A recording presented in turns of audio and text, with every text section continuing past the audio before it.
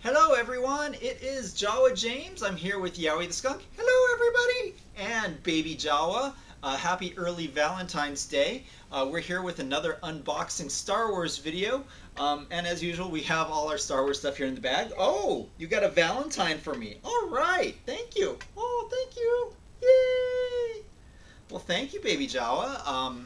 Wishing you all sorts of Valentines. Hopefully you're getting some cool Star Wars Valentines. Because I think you're BB great. Oh, that was pretty good, James. Yeah. I you got any? I hope that your Valentine's Day doesn't leave you heartless like Kylo Ren would. That's pretty bad.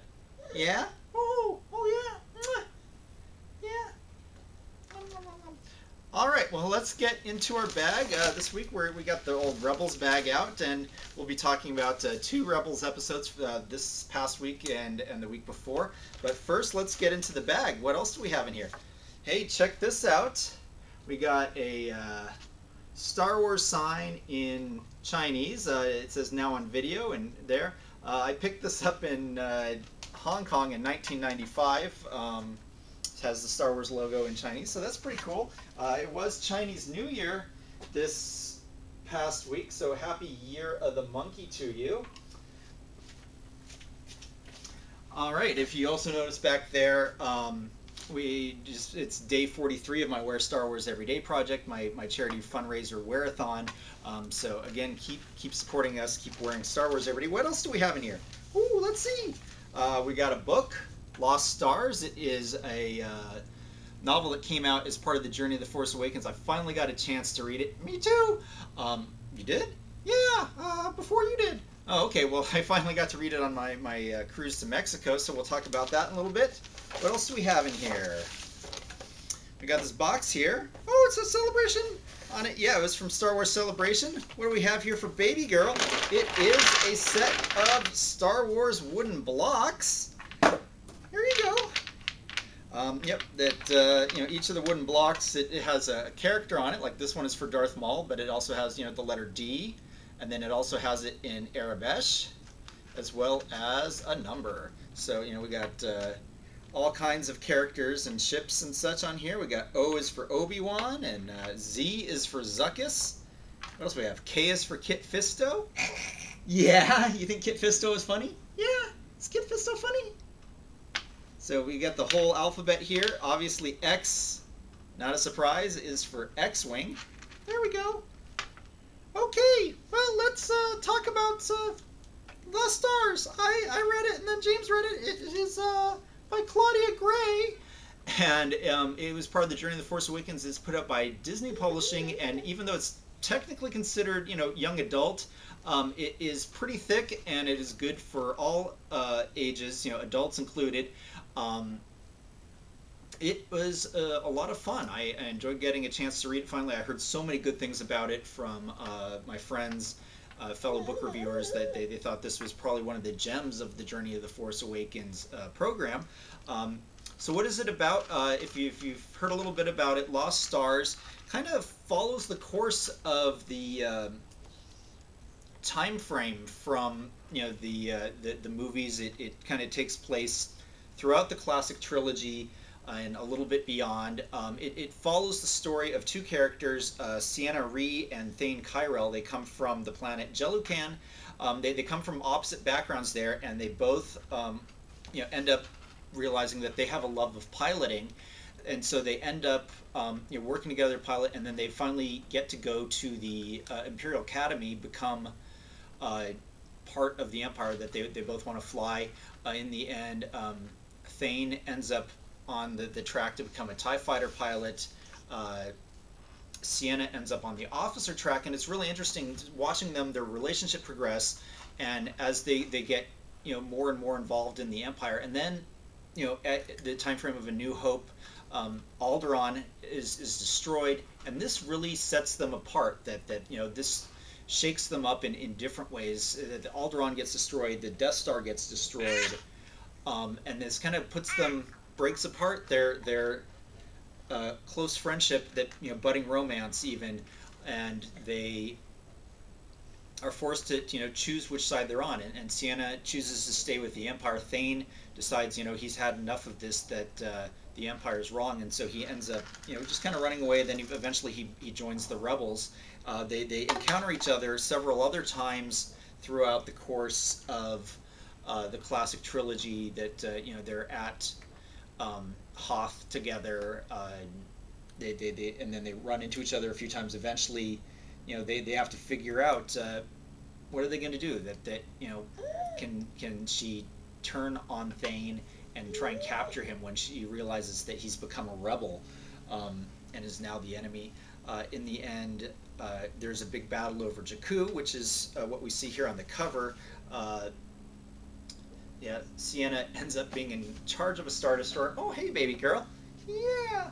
And she ends up having to crash it on Jakku for a reason that if you read the book, you'll understand. And it's kind of very interesting to go through. The characters are very well developed. You also get to see some characters that you would probably know from the films. You see Tarkin as he first recruits them, and then later on they encounter him from time to time. You see some other key players in that era. It is a lot of fun. It was a really good read. I thought it was great, and it's really exciting that Claudia Gray is going to be writing another Star Wars novel, Bloodline, that's going to take place maybe, I guess, about 6 years before The Force Awakens, and it's going to focus on Leia. Yeah, you found your blocks? Yeah. Again, thumbs up for Claudia Gray. And Lost Stars. Yeah. Well, you got a block? It's the letter U. Yeah. It's got an Ugnaught. Oh my goodness, it does have an Ugnaught. U is for Ugnaught. This is the letter P. P is Pathan Arbesh. P is Princess Leia. And put them together, you got P-U. Yeah, is that what we got here? Oh my goodness. P-U. Get it? I'm a skunk. P-U. Yeah, baby girl's excited about that. All right.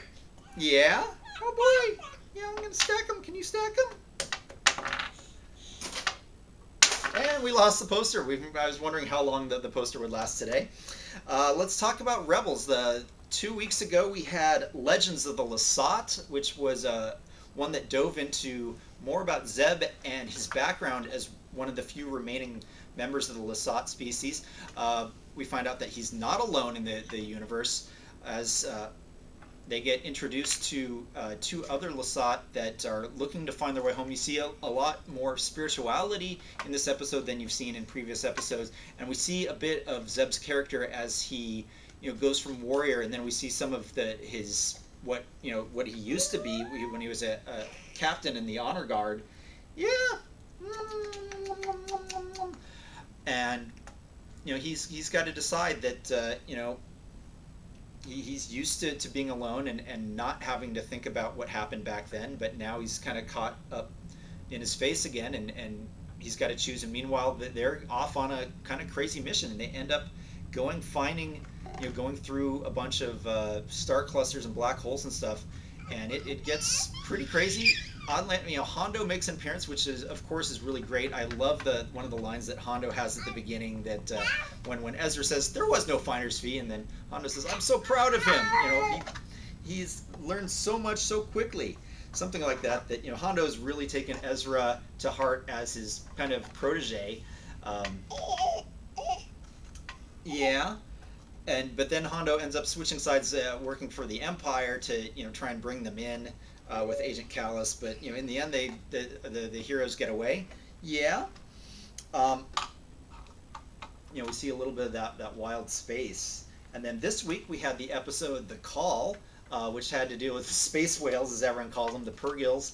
We get to see them in this episode as they're kind of coming under attack as they use the fueling station area as their own feeding area, as they end up basically eating off of the same gases in space on this planet, or this planetoid. We see a lot of interesting physics that would defy real-world physics in terms of sounds in space, and jumping out in the atmosphere just wearing a helmet, and all kinds of stuff. But then in the end, we learned the Purrgil, hey, they're hyperspace capable creatures, and that's pretty cool. You do have to wonder that these whale creatures, if they eat gas, why do they have teeth? But we'll save that for Rebels Recon. One of the things I liked about it is that the Rebels are kind of caught in this thing that they're resource strapped. They have to find fuel, and the coast is running on fumes essentially. They're all cold inside. But you wonder, why didn't they just break out their blankets? Zeb says it's super, super cold, and yet, it's like, I'm sure they got blankets in their bunks and stuff. We also got those Pac-Man ties, the mining guild ties that had part of their stabilizer wings removed, which gave them kind of a cool look. We got to see a bunch of kind of faceless Rhodians running about. Yeah. Both episodes were good. The call was kind of a little bit slower than before, but I think since the focus was on Ezra and his connection to the Force, I think that gave it the strength that it needed. That they just slow down the pace, but still had plenty of action, especially at the end when they need to make their escape. Yeah, you're giving me another Valentine's Day one? Here, why don't we give it to Yowie? Put it on Yowie's head. Yeah, is that silly? So yeah, that's it. What else have we got going on? Oh, I got 2 articles posted up on StarWars.com this week. My first time writing real articles for them. They were on power couples in the Star Wars fan community. That now we're not talking about power couplings aboard the Falcon. These are looking at a pair or a couple that love each other. They love Star Wars, and they're really active in fandom. So have a look at those on StarWars.com. What's up, baby girl? Are you all done? Yeah, you can say, let's get down. All right, with that, we are done for this week. So may the Force be with you. Anything to add? Yeah. What do you gotta say? You gonna push me out of the way? Okay. Yeah, he says, all right, we're done.